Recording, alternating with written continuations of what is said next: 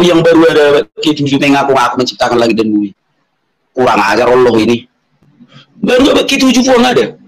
Bigu Gajang aja ada sekitar 250 tahun yang lalu lah ada Bigu Gajang. Tidak pernah Bigu Gajang mengaku menciptakan langit dan bumi. Gundorowo baru dikenal sekitar 150 tahun. Tidak pernah mengaku dia menciptakan langit dan bumi. Ini Allah ini mengaku-ngaku Allah menciptakan langit dan bumi. Kurang ajar Allah ini. Di mana Allah sekarang ya? Di gua mana dia sekarang ya? Allah gara-gara kau banyak kali tersesat orang.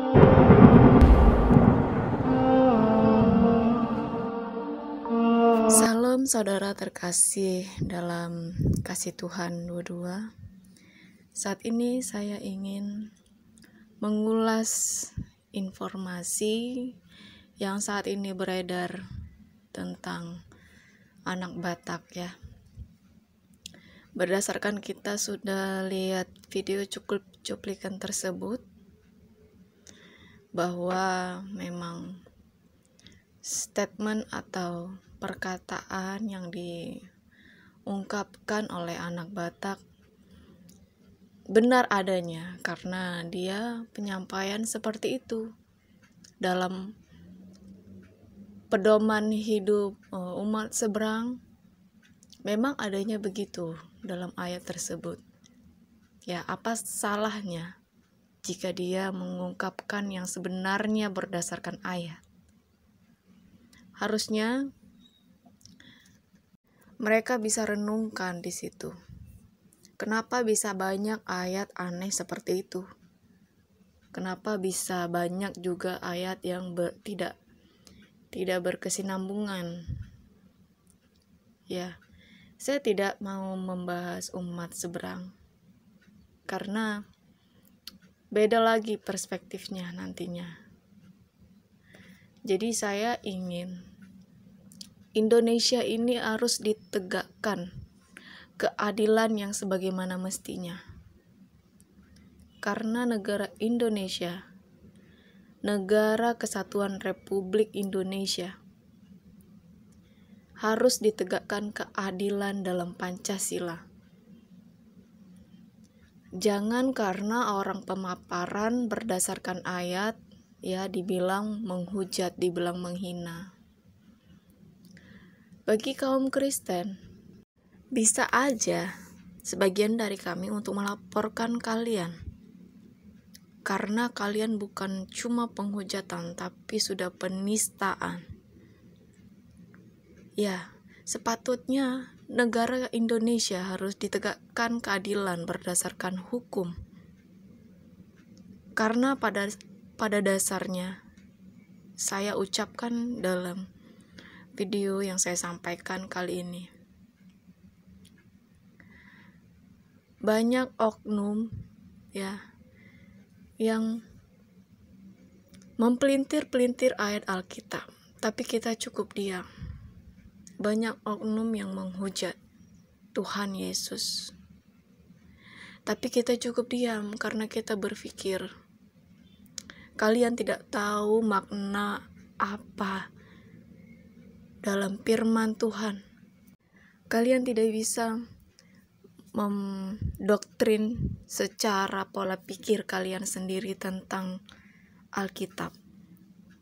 Ya, Alkitab itu sungguh ada dan di luar ada. Awal mula ada Alkitab, baru 2022 tahun Masehi baru adanya pedoman kalian, baru adanya Al-Quran kalian. Harusnya di situ kalian bisa berpikir, kenapa bisa sama dengan pedoman kalian? Di mana di luar yang ada? Kalau memang kalian tidak mau dihujat, jangan menghujat Tuhan Kristen, itu saja. Karena kaum Kristen tidak akan mengganggu kalau kalian tidak pelintir-pelintir Alkitab. Ya, kembali saya sampaikan mengenai anak Batak. Anak Batak pemaparannya memang seperti itu. Dari logat dia bicara, khas Bataknya itu ada. Karena sistem orang Batak, sistem orang Medan, ya memang keras. Dia tidak bisa diganggu. Kalau dia diganggu, ya habis gitu ya. Jadi logat Batak sendiri itu ada. Setiap orang Batak tuh ada logat-logatnya masing-masing. Nah, dalam ucapan dia memaparkan seperti itu karena memang itu yang sebenarnya. Kalian harus renungkan itu. Kenapa bisa ada ayat yang begitu?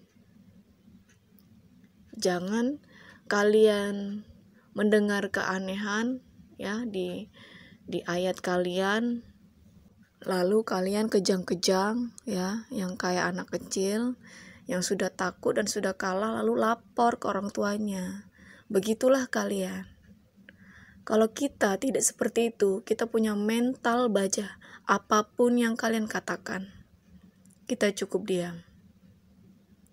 Cepat atau lambat, biar campur tangan Tuhan yang akan berdaulat atas hidup kalian. Saya sedikit menanggapi tentang masalah yang terjadi sekarang ini. Karena banyak polemikus ya, yang suka mempelintir-pelintir, yang suka mengambil ayat satu pasal atau mendoktrin yang tidak benar tentang Alkitab. Kalian harus simak baik-baik. Baca Alkitab tidak bisa satu ayat baru diperspektifkan menurut dirinya sendiri, menurut pola pikirnya sendiri, tidak bisa. Ya.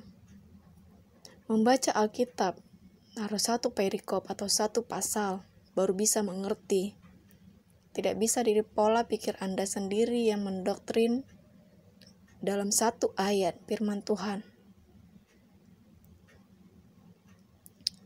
Sebaliknya, kalau kita doktrin yang begitu juga dalam Al-Quran kalian pasti marah. Tapi kita tidak marah jika kalian menghujat, menghina sekalipun, kita tidak marah. Sebab Tuhan kita semasa hidupnya juga seperti itu.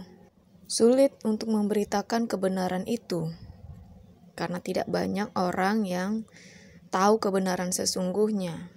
Dan masih banyak orang yang buta mata, buta hati, sehingga tidak tahu kebenaran. Jadi Tuhan kita semasa hidupnya dia memberitakan Injil kebenaran yang hidup. Dia memberitakan sebagaimana yang tertulis dalam firman Tuhan. Karena Tuhan Yesus datang ke muka bumi ini, sudah dinubuatkan dalam hukum Taurat. Jadi kalian harus bersyukur seharusnya kepada Tuhan Yesus, Tuhan Kristen, bahwa Tuhan sudah datang untuk menebus dosanya di kayu salib. Menebus dosa kalian juga yang belum mengenal Ia. Ya, Tuhan Yesus sudah menyelamatkan umat manusia, seluruh muka bumi manusia. Sudah Dia selamatkan oleh bilur-bilur darahnya yang kudus. Dia sudah rela menebus manusia. Karena ada tertulis dalam Matius 5 ayat 43, kamu telah mendengar firman, kasihilah sesamamu manusia, dan bencilah musuhmu. Dalam Matius 5 ayat 44, tetapi aku berkata kepadamu, kasihilah musuhmu dan berdoalah bagi mereka yang menganiaya kamu. Ya teman-teman umat seberang, kita dianjurkan untuk saling mengasihi kalian yang belum mengenal Tuhan Yesus. Walaupun kalian menghujat agama kita tidak bermasalah, tapi jika ada orang Kristen yang tidak terima, wajar dia laporkan berdasarkan hukum penistaan. Ya, intinya dari kehidupan kita harus mengasihi kalian.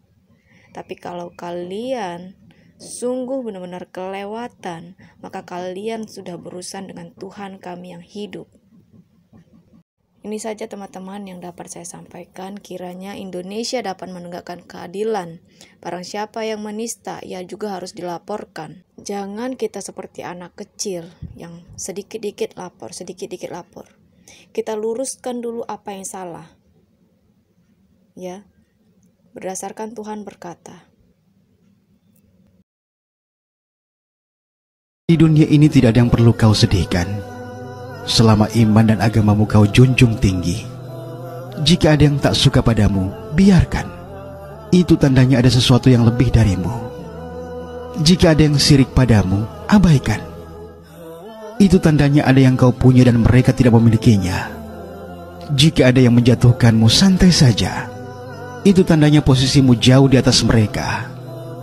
Jika ada yang selalu mengurusi hidupmu, bersyukurlah. Itu tandanya kau memiliki pengagum rahasia yang rela mengekor di setiap gerakmu hanya untuk tahu apa kegiatanmu. Santai saja jika engkau dikelilingi orang-orang tak berakhlak. Lanjutkan hidupmu dengan tetap tersenyum. Jangan biarkan hatimu terusik hanya karena ulah segelintir orang yang tidak suka padamu. Tunjukkan pada mereka bahwa levelmu memang di atas mereka.